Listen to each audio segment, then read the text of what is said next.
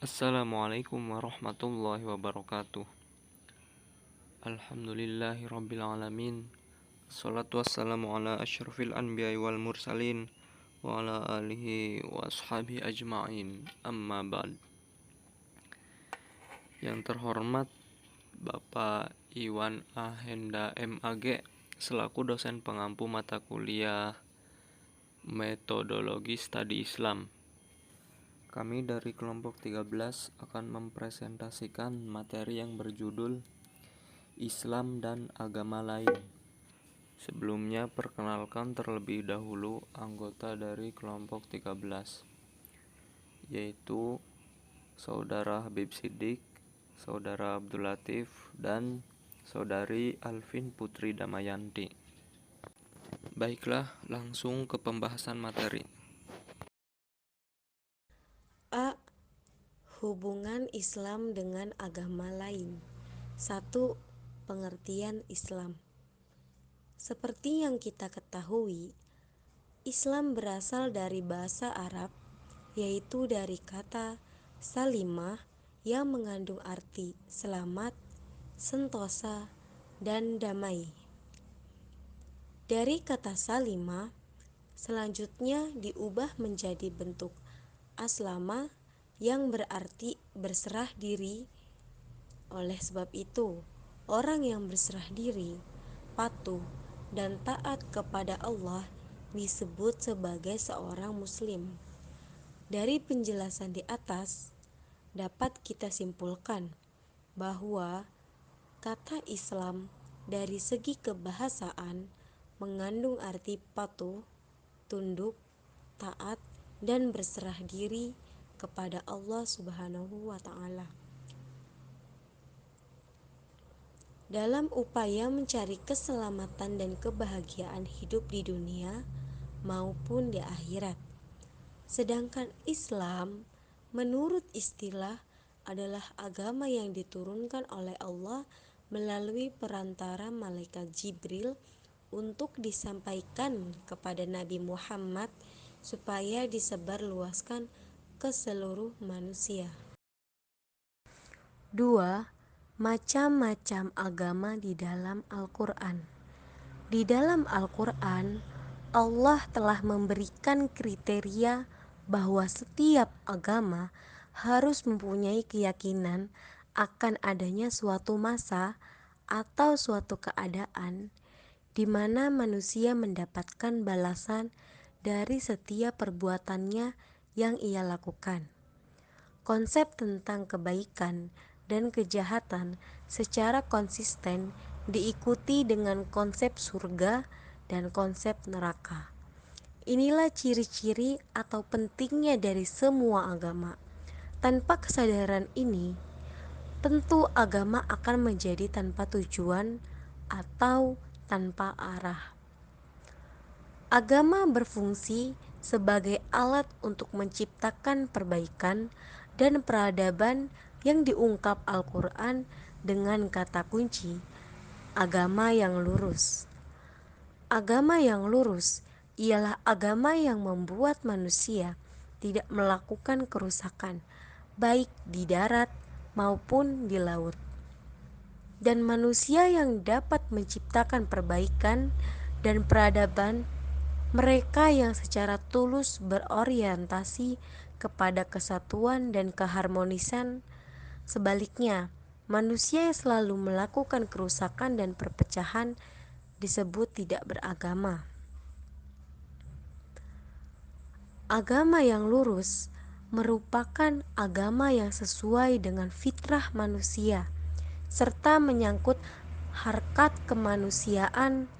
Ialah agama yang difahami bukan hanya lewat nurani yang sangat dalam, namun diiringi dengan pengetahuan yang pintar dan diiringi dengan pemahaman yang bersih.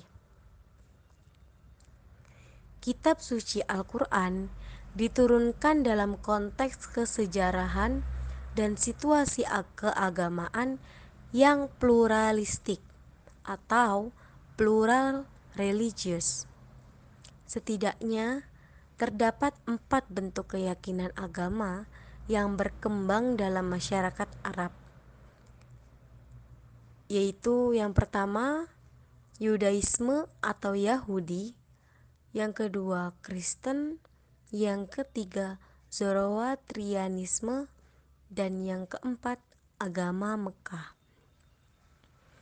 Tiga di antara yang sangat berpengaruh dan disinggung oleh Al-Quran dalam berbagai levelnya adalah agama Yahudi, Kristen, dan agama Mekah.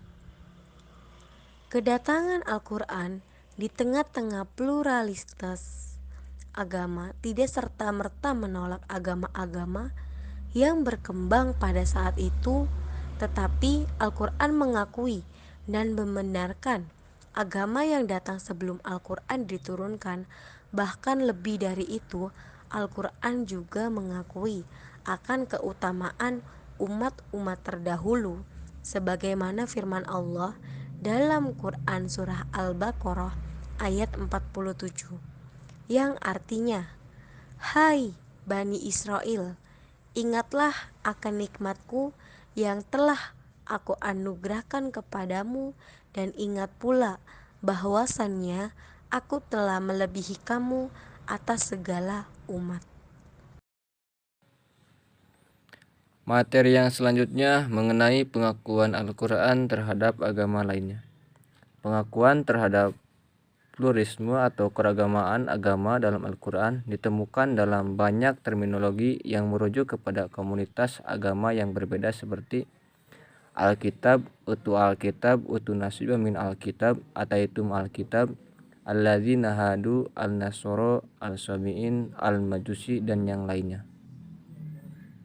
Pengakuan tersebut ada di dalam Al-Quran pada Quran Surat Ali Imran ayat 199, yang artinya, dan sesungguhnya di antara ahli kitab ada orang yang beriman kepada Allah dan kepada apa yang diturunkan kepada kamu dan yang diturunkan kepada mereka, sedang mereka berendah hati kepada Allah, dan mereka tidak menukarkan ayat-ayat Allah dengan harga yang sedikit. Mereka memperoleh pahala di sisi Tuhannya. Sesungguhnya Allah amat cepat perhitungannya. Yang selanjutnya bagian B, pandangan metafisik tentang agama-agama lain. Metafisika adalah studi keberadaan atau realitas. Metafisika mencoba menjawab pertanyaan-pertanyaan seperti apakah sumber dari suatu realitas, apakah Tuhan ada, apa tempat manusia di alam semesta. Cabang utama metafisika adalah ontologi, studi mengenai kategorisasi benda-benda di alam dan hubungan antara satu dan lainnya. Ahli metafisika juga berupaya memperjelas pemikiran-pemikiran manusia mengenai dunia, termasuk keberadaan, kebendaan, sifat, ruang, waktu, hubungan, sebab akibat, dan kemungkinan. Yang selanjutnya, pandangan Islam tentang metafisik dalam agama-agama lain. Prinsip metafisika di dalam Islam berbeda dengan agama lain. Contohnya, di dalam agama Kristen, alam dianggap sebagai makhluk Tuhan yang pernah sempurna, akan tetapi kemudian rusak dalam kejatuhan, dan dengan demikian menjadi jahat. Oleh sebab itu, inilah yang menjadi alasan penebusan dosa yang dilakukan Yesus dengan cara disalib. Adapun dalam Islam, alam dipandang sebagai ciptaan dan anugerah.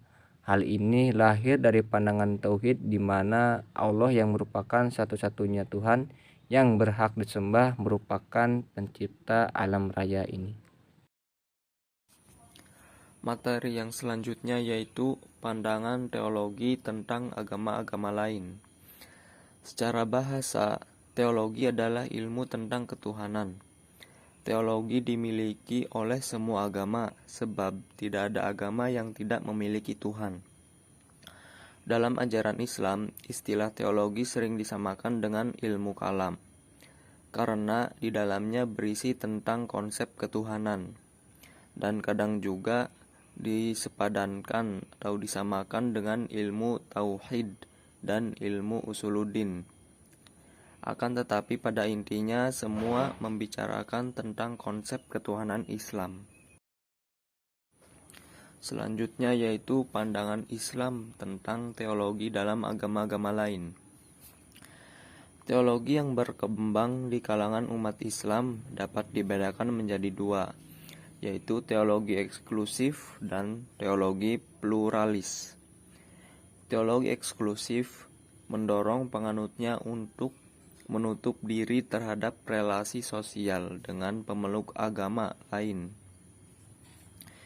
Didasari pandangan bahwa non-muslim sesat, jahat, dan senantiasa ingin merusak umat Islam.